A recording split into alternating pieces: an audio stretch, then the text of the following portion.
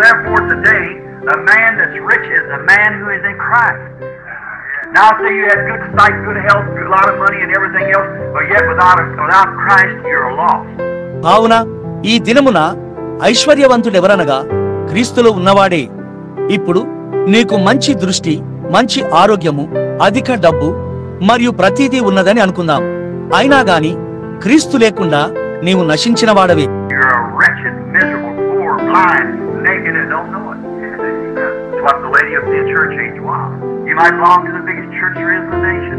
నీవు ఒక దౌర్భాగ్యుడవు, దిక్కుమాలిన వాడవు, దరిద్రుడవు, గుడ్డివాడవు, దిగంబరుడవు మరియు దానిని ఎరుగకై ఉన్నావు. చూశారా, లవదికయ సంఘకాలము అట్లే ఉన్నది. దేశములోనే అతిపెద్ద సంఘానికి నీవు చెంది ఉండవచ్చును.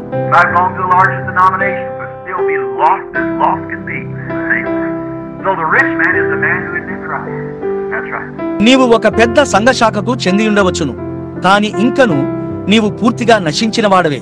చూశారా, కావున క్రీస్తులో ఉన్నవాడే ఐశ్వర్యవంతుడు. అది వాస్తవం.